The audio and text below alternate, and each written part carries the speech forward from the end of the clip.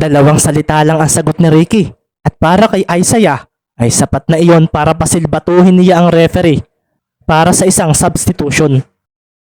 Pinalabas nga si Romero at pumasok si Mendez na ikinaseryoso ng marami.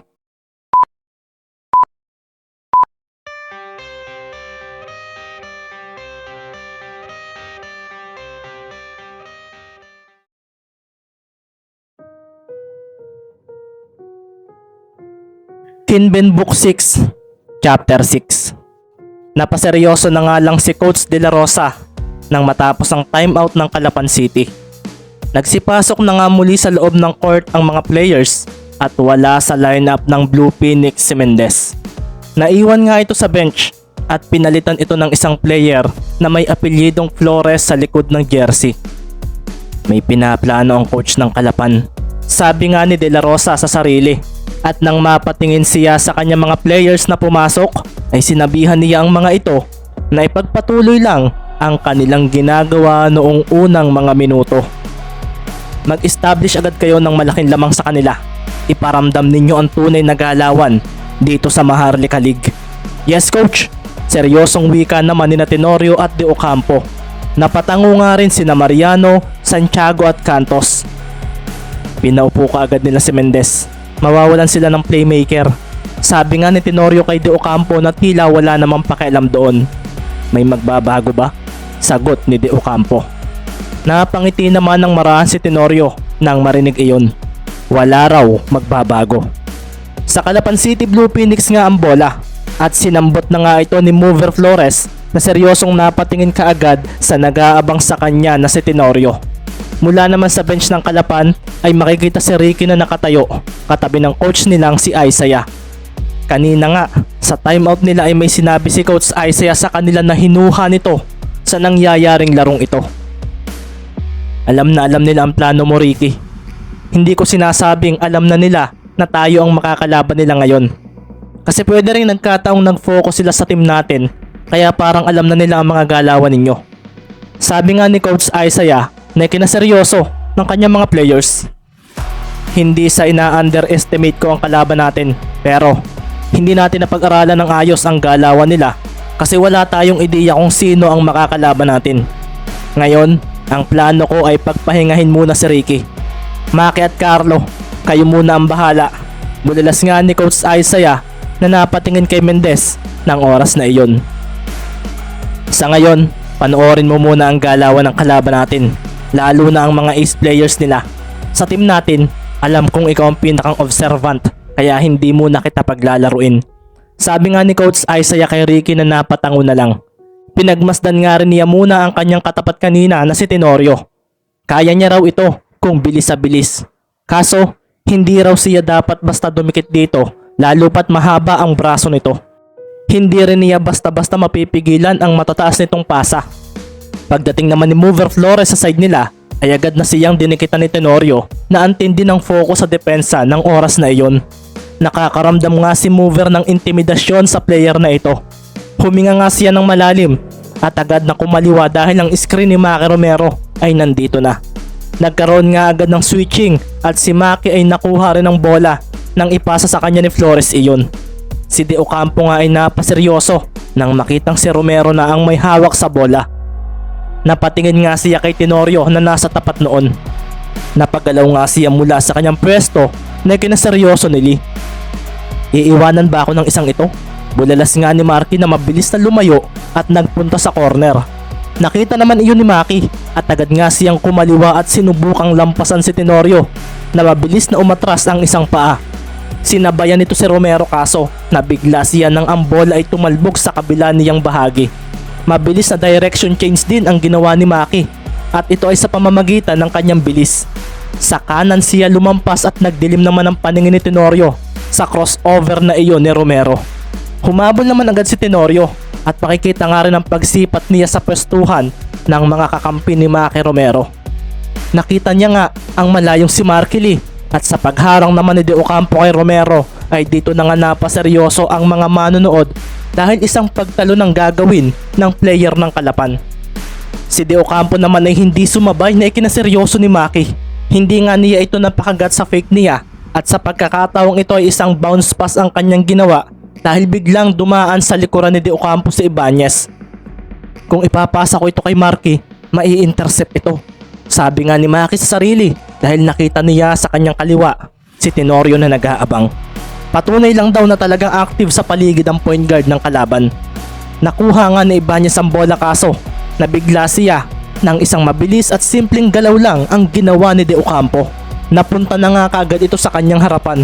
Si Coach De La Rosa naman ay napangiti dahil walang kaalam-alam daw ang kalaban na ang lugar kung nasaan sina Romero at Ibanez ay ang area of defense ng kanyang ace player. Sa oras na pumasok kayo sa zone ni De Ocampo, mabilis na siyang makakakilos para bantayan ng sino mga atake kahit gaano ka pa kabilis.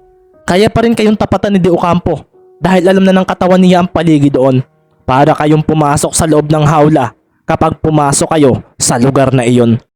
Sabi nga ni Coach De La Rosa sa sarili at ngayon nga ay nakita niya ang hesitation mula kay Ibanez nang biglain ito ni De Ocampo ng depensa. Si Maki naman ay napaseryoso dahil nasa likuran na ni Ibanez si Mariano.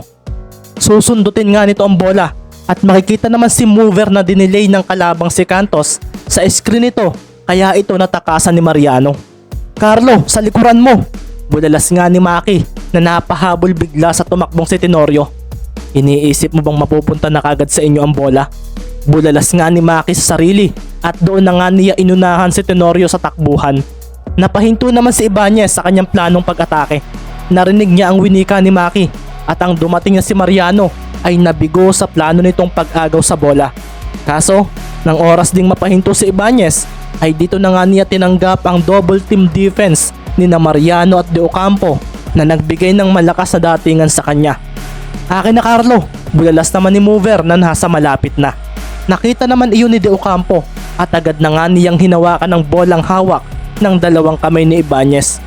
Mas malakas nga siya kung ikukumpara sa player ng kalapan na iyon kung kaya't bigla na lang kumawala ang malakas na cheer ng mga taga Cavite sa steal na iyon ni De Ocampo. Ang lakas, sabi na nga lang ni Carlo at dito na nga rin ibinato ni De Ocampo ang bola papunta kay Tenorio na ngayon ay aabangan naman ni Maki. Sinambot nga ni Tenorio ang bola at tumingin kay Romero. Ngumisi nga ito at dito na nga rin biglang ibinato pa kaliwa ni Tenorio ang bola na ikinaseryoso ni Maki at ng Team Kalapan. Dumating nga sa side ng Cavite si Arlon Cantos at agad itong nagpakawala ng tres na humalit sa basket nang pumasok iyon. 12-3 ang naging score at makikita nga kaagad ang pag-iwan ni Tenorio kay Romero na marahang napakuyom. Ipapasa talaga niya ang bola. Hindi niya ako susubukan sa depensa. Sambit nga ni Maki sa sarili. Nag-expect kasi siya na aatakihin siya ni Tenorio sa fast break. Kaso, ito ang point guard ng team ng Cavite at doon siya nagkamali. Nice shot! Bulalas pa nga ni Tenorio kay Cantos na agad siyang binigyan ng apiran. Depensa na! Bulalas naman ni De Ocampo sa kanyang mga kakampi na agad na nagsibalikan. Malakas na oo naman ang kumawala sa mga taga Cavite at makikita na nga kaagad ang depensa nila na nagpaseryoso kina Magbuo at Lee. Nakakaramdam sila ng panliliit sa loob ng court ng oras na iyon at pakiramdam nila ay wala silang maiiambag na maganda sa nangyayaring larong ito. Ganito pala sa Maharlika League, sabay na wika nila sa kanilang sarili. Napatingin nga rin sila sa kanilang mga katapatan at ramdam na ramdam nga nila ang presensya ng mga ito na tila nagsasabing hindi sila magpapatalo. Ang maliit na ekspresyon nga sa kanila ay makikitang napansin din ni Tenorio at napangiti siya dahil doon. Naninibago pa kayo sa Maharlika League kaya sasamantalahin namin ito. Sabi nga ni Tenorio sa sarili at humanda na siya nang dumating si Flores. Kailangang may magawa ako. Sabi nga ni Mover na bumigla ng atake na ikinaseryoso naman ang marahan ni Tenorio. Iniisip nga ni Tenorio na may screen na susunod kaso wala. Ito rin ang nakitang chance ni Flores para bumigla ng step back. Isang malayong 2-pointer jump shot ang pinakawala ni Flores na ikinaseryoso rin niya dahil nasa harapan pa rin niya si Tenorio na ang taas ng abot ng braso at kamay. Napangiti na nga lang din bigla si Flores. Alam kasi niyang sasablay siya kung pipilit siya. Kaya't isang biglaang extra pass ang kanyang ginawa pa kaliwa. Binitawan niya ang bola at ang kanang braso ni Tenorio ay tila humaba dahil natamaan ng palad dito ang bola na kinaseryoso ng mga taga-Kalapan. Paanong naabutan niya? Bulalas na nga lang ni Flores sa kanyang isip. Si Coach De La Rosa naman ay napangiti ng marahan. Isang magandang katangian ng point guard ko ay ang pagkakaroon niya ng mahabang wingspan. Dahil nga isa siyang point guard ay aktibo ang vision niya sa loob ng court. Sanay rin kasi ang reflexes niya dahil sa trainings na ginagawa namin. Ang mga simpleng pasa na gaya noon ay magagawa niya pa ring mahuli basta't abot niya. At ang pagtansya ng kalaban sa layo ng maaabot nito ay ang magiging pagkakataon ni Tenorio. Dahil hindi nila inaasahang maaabutan ito ng player ko. Sabi nga ni Coach Alan sa sarili, makikita naman nga na ang bola ay mabilis na dinagit ng rookie na si Mariano. Ang mga taga Cavite nga ay nagwala nang makita ang bilis na pinamalas ng bago nilang player na mukhang didiretso pa sa basket. Idadakdak ko ito. Sabi nga ni Mariano sa sarili at sa pagdating niya sa free throw area ay napaseryoso na lang siya nang may nakaasul na lumampas sa kanya. Si Maki Romero ito na makikitang nagdidilim ang paningin. Wala si Ricky sa loob, kaya ako dapat ang gumawa ng paraan sa pagkakataong ito. Habang pinag-aaralan niya ang galawan ng kalaban ay hindi naman pwedeng hayaan namin ang gusto nilang mangyari sa loob ng court. Bulalas nga sa sarili ni Romero.